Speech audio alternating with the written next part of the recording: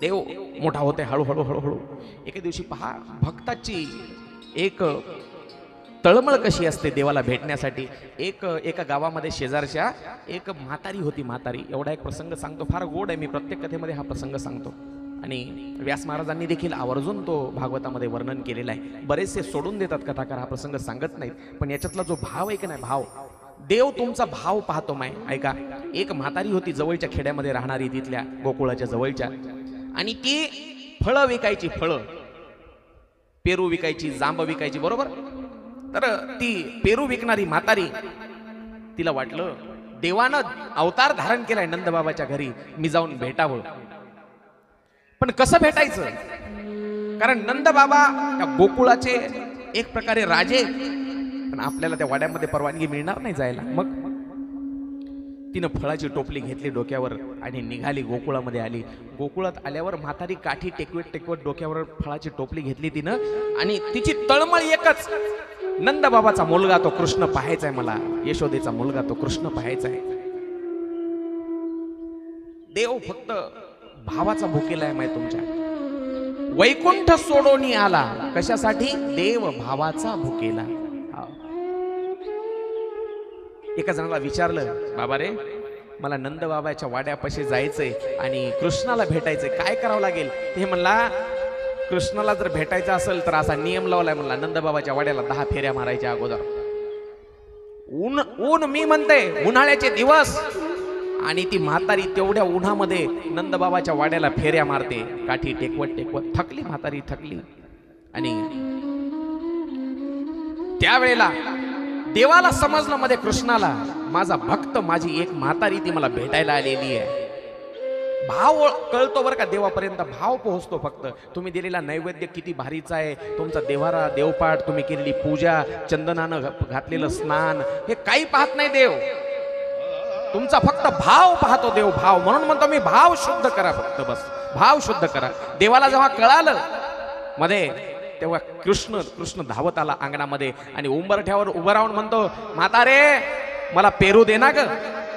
काय म्हणतोय बोबड्या आवाजामध्ये? म्हातारे जगाचा बाप आहे, पण भक्तापुढे हात पसरतोय, म्हातारे मला पेरू दे ना. पण म्हातारी सुद्धा काय म्हणते, हे बघ, तू जसा स्वार्थी आहेस का नाही, तसा मी पण स्वार्थ पाहणार. देव किती स्वार्थी आहे पहा.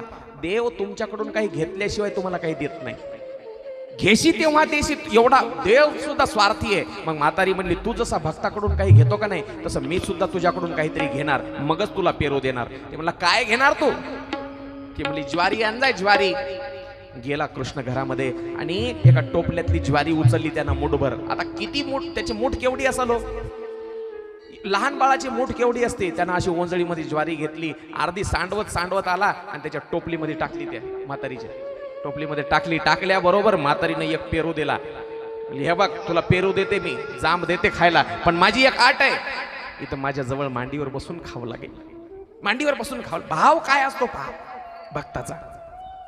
जगाचा बाप मांडीवर बसवला तिनं, आणि मांडीवर बसवल्याच्या नंतर त्याला हातानं पेरू खाऊ घातला. पण देवाची किमया पहा, तिच्या टोपलीमध्ये जी भगवंतानं जी ज्वारी टाकली होती की नाही, ती ज्वारी राहिली नव्हती आता. व्यास महाराजांनी वर्णन केलं, हिरे माणिक मोत्यांनी ती टोपली भरून टाकली होती त्या म्हातारीची भगवंतानं. व्यास महाराज वर्णन करतात, फल विक्रेयिनी तस्च्युतम धान्यम कर दृश्यम फलेर पुरेदो रत्ने फल भांडम पुरीच. फळाची सगळी टोपली आता रत्नानं भरून टाकली होती देवानं. देव एवढा दयाळू आहे, दयाळू. चला आता झाली का तयारी?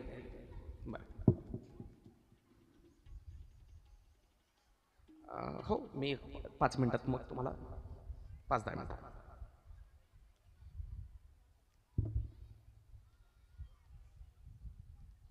काय नाही, ते कृष्ण येणार आहे आणि ते गोवर्धन पर्वत उचलणार आहे. आपला तीच कथा सांगायची आता. चला लक्ष द्या इकडं. सगळेजण पाहू लागले महाराजांनी काय सांगितलं. ते म्हणले, कथा संपल्या जेवायला म्हणले सगळ्याला, कोणी घरी जाऊ नका. ऐका, हा देवाला एवढे जण सगळे जीव लावायचे गोकुळातले सगळे. गवळणी तर एवढ्या जीव लावायच्या, प्रत्येक गवळणीला वाटायचं मी दररोज कृष्णाला जाऊन पाहावं. पण काही गवळणी अशा होत्या, त्यांना वाटायचं कृष्णानं आमच्या घरी यावं. कृष्णानं आमच्या घरी यावं. तो भाव देवापर्यंत पोहोचला. ऐका, कृष्णानं मित्रमंडळी जमवली. आता कृष्णानं मित्रमंडळी जमवली आणि कृष्ण त्या मित्रमंडळीला म्हणला, अरे तुम्ही असे वाळून कसे काय गेले, तुम्ही खायला प्यायला नाही का, दूध नाही तुमच्या घरी, एवढ्या मोठ्या गायी आहेत गोकुळामध्ये.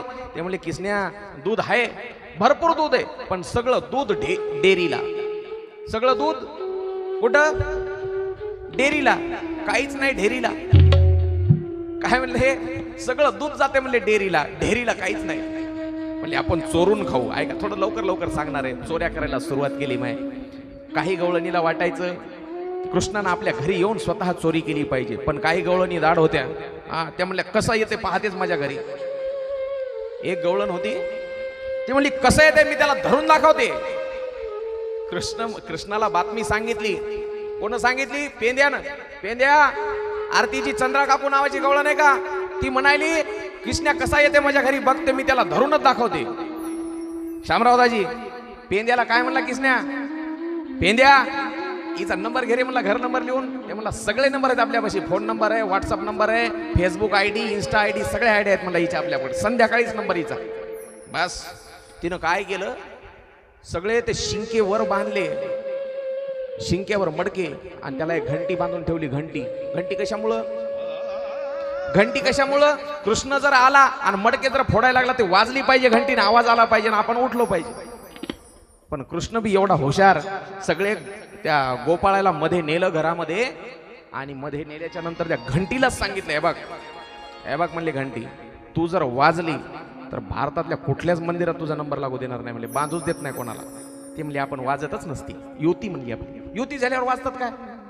हा, युतीतून बाहेर पडल्यावर ते वाजायचं राहते. ज्याला कळालं त्याला धन्यवाद. राजकारणाची गोष्ट आहे. युती झाली की भांडत नसतात. सत्ता भोगायची फक्त. सगळ्या गोपाळाला खाऊ घातलं, दही दूध तूप, पण जगाचा पाप. मग त्यानं लोणी खायला सुरुवात केल्याबरोबर मग घंटी वाजायला लागली. ऐका, देवाऱ्यामध्ये घंटी आहे माहिती तुमच्या? देवाऱ्यामध्ये प्रत्येकाच्या घंटी आहे का नाही? छोटी घंटी आपण वाजवतो, ती घंटी वाजवायची असती. आलं का लक्षात? घंटी वाजवायची असती आरती करताना, नैवेद्य दाखवताना. पण शामरावदाजी, ते आरतीचं ताट एका हातामध्ये असते काय, दुसऱ्या हाताने घंटी वाजवायची असती. लोक आरती फिरवितात आणि घंटी फिरवितात. हे चुकीच आहे. घंटी फक्त वाजवायची आणि आरती फिरवायची असते. मी बऱ्याच जणांचं पाहतोय मी. ती घंटी वाजायला लागली. कृष्णानं म्हणले, हे तू सांगितलं होतं ना वाजत नाही.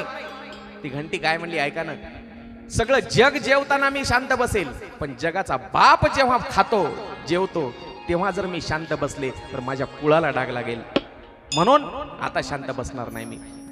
कृष्ण बाहेर निघाला, पण ती गवळण ज्या ठिकाणी झोपलेली होती की नाही, तिच्या नवऱ्याचे असे केस, दाढी, ते आता जे आपले हे आलते की नाही, कोण आपले चोपदार महाराज, त्याची दाढी पाहिली काय, लांब अशी त्याची वाढलेली होती, अशी केस दाढी. आणि त्या गवळणीची पण लांब केस होते, असे चांगले कमरेपर्यंत. कोणता शॅम्पू तिनं सांगितलं मला, मी कोणता डवातला शॅम्पू लावत होती म्हणे. कोणता सतीश, कोणता? डवातला. हा, डव. हा, मला येत नाही जरा. डव शॅम्पू लावत होती. लांबच्या लांब केस होते. आताच्या गवळणीचे कापायल्यातच गवळणी केस. कशामुळं? ते भांडे घ्यायचेत ना स्टीलचे. आता लांब केस राहिली नाही, आता विधभरच. ऐका, दाढीची आणि वेणीची गाठ मारली आणि कृष्ण निघाला तिथून. पोरायला सांगितलं, उद्या सकाळी इथून सोंग निघणार आहे रे, सकाळी सकाळी लवकर या. सकाळी सकाळी 6 वाजताच दारामध्ये एक गोसावी आला. अलख, ते पहिले यायचे की नाही गोसावी, पीठ मागायचे. ते गोसाव्यानं अलख म्हणलं की ती गवळण झटक्यानं उठायला गेली. कोण उठली? ते गवळण. पण गवळण उठायला गेली, पण मानेला असा झटका बसला. काय म्हणली ती गवळण, आता म्हातारपणी शोभतय का माझी वेणी ओढायली तुम्ही? पण गवळी असा रागेट होता, अक्कल आहे का तुझी जाग्यावर? तूच माझी दाढी ओढायली की? गवळी दे, हा, फार खतरनाक होतो. तुझी अक्कल आहे का जाग्यावर? तूच माझी दाढी. नाही हो, मी कुठं दाढी ओढली, तुम्हीच माझी वेणी ओढली. झोपले दोघायची. ते म्हणले, हे बघ, माग वळून बघ, दाढीची वेणीची गाठ आहे, म्हणजे सोडावं लागल. सुटना, कापली तर कापना, जाळली तर जळना. म्हणले त्या गोसायाला बोलू आणि सोडायला हो. की आलं त्यालाही सुटणं. त्याला सांगितलं बापा बाहेर जाऊन तरी सांगू नको. ते रस्त्यावर गेलं आणि रस्त्यावर जाऊन म्हणला सांगत नाही म्हणला काकू, कोणाला सांगत नाही तुमची दाढीची आणि वेणीची गाठ मारलेली. रस्त्यावर जाऊन पोरं वाटच पाहत बसले होते. पेंद्या, सुदाम्या, वरद्या, वाकड्या, मधुमंगल सगळे जमा झाले आणि त्यांनी बँड आणला ना. बँड कोणता असेल, कोणता बँड असेल, पराती वाजवत आले. ते पराती वाजवत आले आणि निघाली वरात. ते म्हणले हे काम नक्की. नवऱ्यानं विचारलं कोणाच्या वाटा गेलती का तू? ती म्हणली कोणाच्याच नाही. तुझं लय तोंड फटकळ आहे म्हणले, मलाच माहित आहे चांगलं, कोणाला सुद्धा बोलत नाही. कोणाला काही शिव्या दिलत्या का? म्हणले एकालाच दिलत्या. म्हणले कोणाला? म्हणले किसन्याला. चला नंद बाबाच्या घरी, तोच गाठ मारू शकतो आणि तोच सोडू शकतो. वरात निघाली. वरात नवरा बायकोची कशी निघाली असं? ती गवळण होती माय 7 फुटाची. गवळण म्हणा किती फुटाची? आणि नवरा होता 5 फूट. नवरा होता 5 फूट. ती गवळण पुढी आणि तिच्या वेणीला ते असं माग बांधल्यासारखं येऊ लागलं ते तोंडवरी करून.